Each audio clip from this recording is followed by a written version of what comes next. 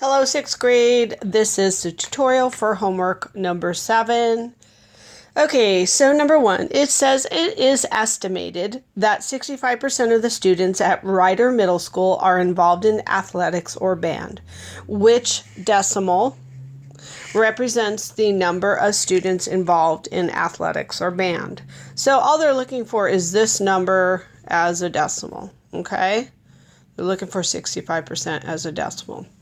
So remember, percent, we have this right here that's given to us. And we know that percent is also out of 100. Okay. And then if you have this and you know how to say it correctly, then that will give you your decimal. So 65%.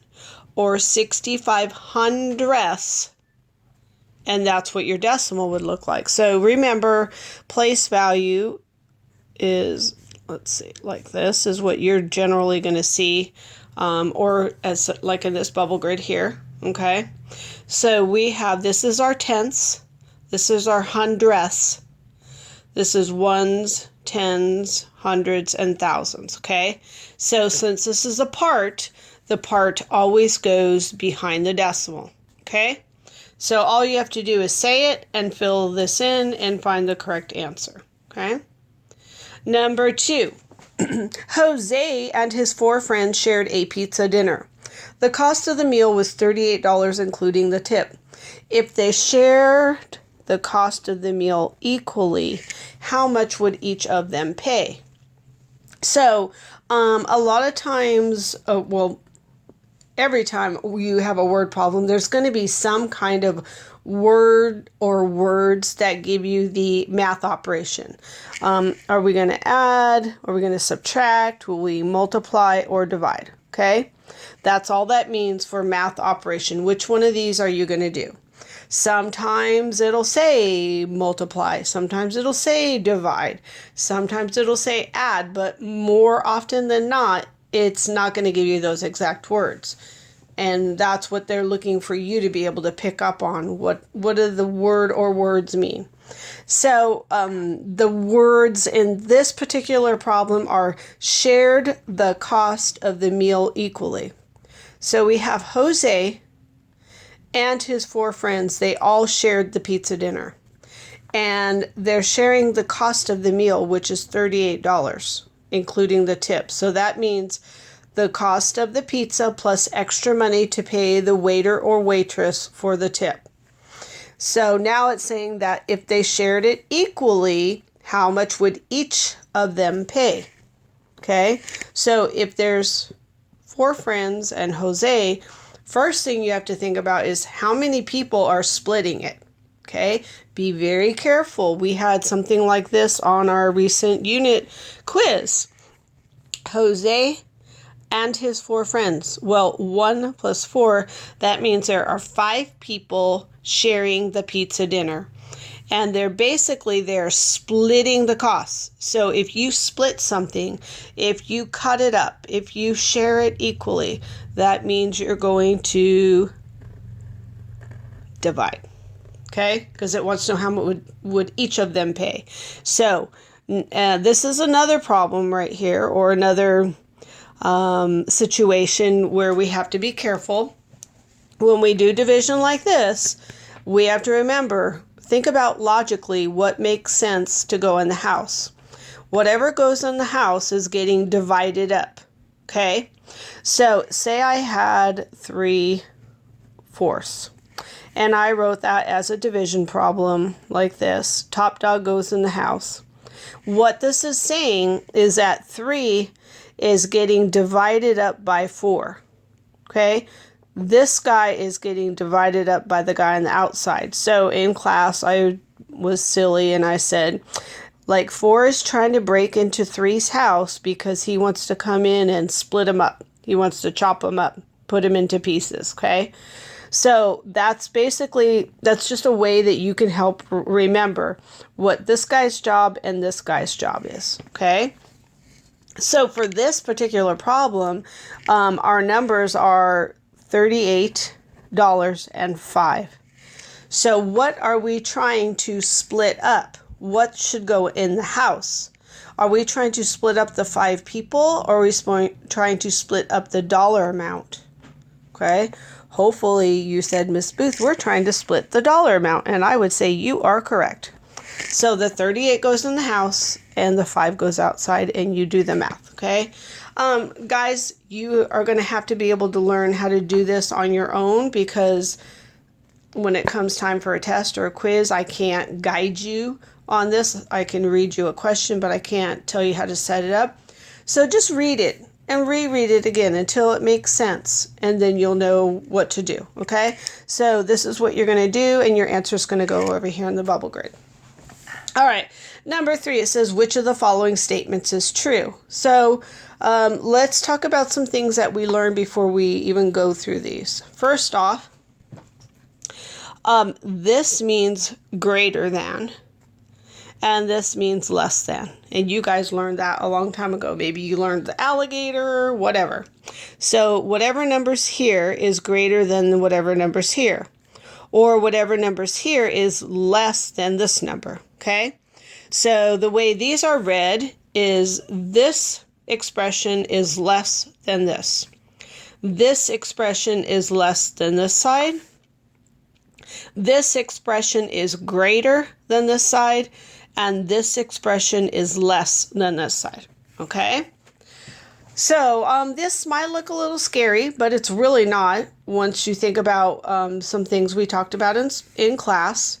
We talked about whenever you take a number, and let's start with this. So if I have 8 and I multiply it by 1, it just stays 8. Okay? So the number doesn't change. Whenever you multiply a number by 1, it remains itself. But then if I took 8 and I multiplied it by 1/2, we get 8 out of 2, which is equal to 4. So it got smaller. Okay? So I'm going to box these because these are our important components. Okay? But then if I take 8 and I multiply it by, let's see, 4/2, I'm going to get, sorry, I didn't make this big enough. I'm going to get 32 out of 2, and 32 divided by 2 is 16. Okay, so when I multiplied it by this number here, it got bigger. When I multiplied it by this number here, it got smaller. When I multiplied it by 1, it stayed the same. Okay, so if we look at these numbers we used, so 1/2, is that bigger than 1? Smaller than 1, or is it equal to 1? I hope that you said, well, 1/2 is half of 1, so therefore it's less than 1. Okay, so when you multiply a number 8 or any number times a fraction that is less than 1, or a number that's less than 1, you get a decrease. Your number gets smaller. But if you multiply your number times a fraction that is larger than 1, and I know this is larger right away because the number on top, it's an improper fraction. If it's improper fraction, that means this fraction is larger than 1. It's automatically going to make this be bigger. So we have an increase. Okay? So again, when you multiply a number times 1, it stays the same. When you multiply a number by a number less than 1, you get a decrease. When you multiply a number by a fraction which is greater than 1, you get an increase. Okay? So you don't even have to do the math. All you have to do is know this number right here. Is this going to cause my number to increase or decrease? This number right here, is it going to cause this number to increase or decrease? This number right here, is it going to cause it to increase or decrease? And this number here, is it going to cause it to increase or decrease? Okay? So let me do maybe one with you, one or two. So since this number, I'm multiplying it by a number which is larger than 1 because this is an improper fraction. It's automatically larger than 1. So that means if I were to multiply this, I don't even have to do the work. But if I did, it would automatically mean this is going to get bigger. It's going to increase. So if 54 gets bigger, can I say that this is less than this number? No, because when I do the math, I'm going to end up with a bigger number. So a bigger number cannot be less than a smaller number. Okay? Same here. I have an improper fraction, which means this is a fraction greater than 1. My number is going to get bigger. So if I take 28 and multiply it by this number, which is greater than 1, it's going to be bigger.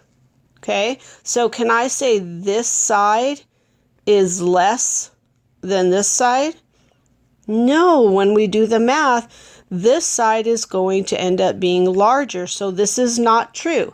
So not true, not true, and we're looking for which of the statements is true. So you have two more, and if you look at the way Miss Booth just showed you how to do that, you should be able to figure it out without even doing the math. You don't need to do the math, okay? You just need to know what happens when you multiply by a fraction less than 1, okay? All right, number 4. Okay, so we were doing this in class last week where we were adding integers. Okay, and we did it two ways. We did it with the red and the yellow chips, or the red and white, or we just drew the chips on the board, or we drew them on our desk. Okay, so this is the same thing, and it says Brady used integer chips to model and solve a problem. Okay, remember, this is what we call a concrete model. It's where it's like a visual. It gives you a picture so you can see rather than just use numbers. Which equation did he model? So I'm not going to give you the answer down here, but let's talk about what we see up here. I see 1, 2, 3, 4, 5, 6, 7. These are all positives. So I have a positive 7. Okay? And then I have 1, 2, 3, 4 negatives. Okay? But remember, whenever you have a positive and a negative, it is a 0 pair. So this basically means 0. And this means 0. And this means 0. And this means 0. And then whatever you have left over here is what your answer should equal. Okay? So be careful, because a lot of these, they look similar, but be careful of what does it say here? Do we have a negative 7 and a positive 4? And is our answer equal to negative 3? Do we have a positive 7 plus a negative 4 and our answer is positive 3? Do we have a positive 7 minus 4, a negative 4, and our answer is 11? Does that even make sense, guys? Or do we have a positive 7 plus a negative 4 and our answer equals a negative 11? Okay, so just remember, your answer is what's left over after you get rid of all the 0 pairs. Okay? Okay, number 5. And guys, I have been putting these in here again because this is something that kind of gets tacked on to the very end of the year. And we don't always get to spend a lot of time on it, but these are just simple subtracting and then multiplication that you should be able to do, and that's why I keep throwing them in here in the homework. So be careful what it's asking you to do, because in the homework, what I'm noticing is some of you are doing a great job, okay? Some of you are doing one part, but you're forgetting to do the second part, okay? So these are like 2-part problems. Layla is searching for jobs in her area. She found the median yearly salary for a graphic designer to be $37,000. Over a 15-year career, how much more would she earn as an architect than a graphic designer? And Mrs. Booth just noticed by the time on her phone that this recording is going to end soon. So we will have to put this into 2 parts, okay? So after number 5, there will be a part 2. I've got 1 minute left. Okay, it's letting me know that. So anyways, what we're doing is we want to know over a 15-year career, how much more would she earn as an architect than a graphic designer? So an architect makes this, and a graphic designer makes this. So when they want to know how much more, it means they want to know the difference. So you subtract and you get a number.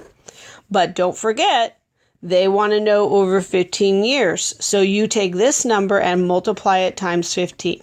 And Mrs. Booth is going to go and start a new video starting on number 6.